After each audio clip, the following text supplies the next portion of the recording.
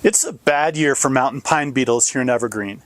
I recently spent some time with a local fire mitigation pro to learn how to spot an infestation, protect your trees, and share firewood safely. Hi, I'm Lee Redlingshafer with Lee's Trees here in Evergreen, Colorado. So today we're moving a ponderosa tree infested with mountain pine beetle. You can see here from all the pitch tubes that are fresh and soft to the touch that this tree was infested last year. The female beetles go into the tree first, and once they've successfully bored in, they send out a pheromone signal to other male beetles in the area to come join her. The main trees that are affected by pine beetles here in Colorado are primarily ponderosa, as well as lodgepole and limber pine. However, when big infestations occur, sometimes they go on to other pines as well. So once a tree's been infested with beetles, there's nothing that can be done to save it. What you really want to do is have the tree removed as soon as possible. The best time to go out and check for infestation is in October, because that's when the beetles are done flying for the year. If you do that in October, you can get on a tree company's schedule early enough to where they can actually take care of it. If you don't take out infested trees, the beetles grow to maturity, and then they fly to neighboring trees and repeat the cycle.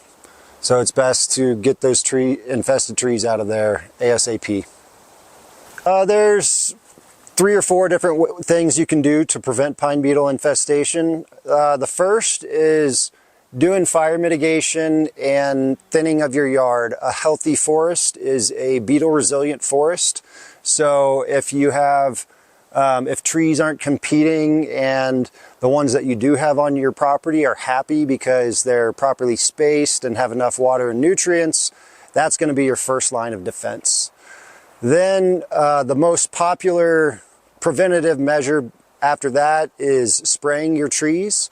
And the spray typically lasts about 6 months, and that will last through September when the beetles are done flying.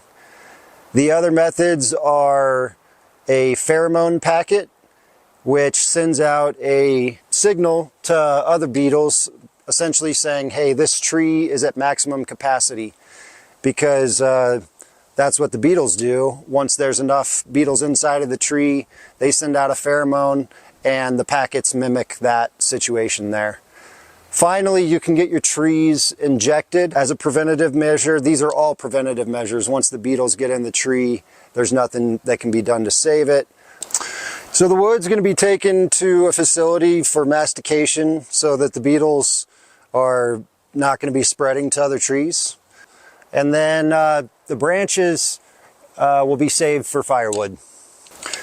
Once a tree has lost its needles and turned brown, the beetles fly then, between July through September, and beetles will not revisit a dead tree because they survive off of the nutrients and water inside of the tree. So once the tree's dead, it's not a concern for beetles. However, fire mitigation and aesthetics, you still want to get rid of those trees. One last thing.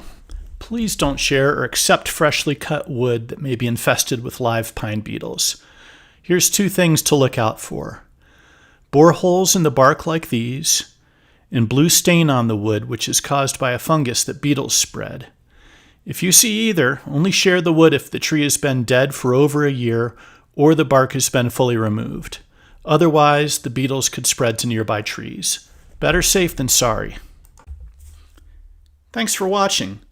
Looking for a local mitigation provider like Lee who can help you with fire mitigation or a pine beetle problem?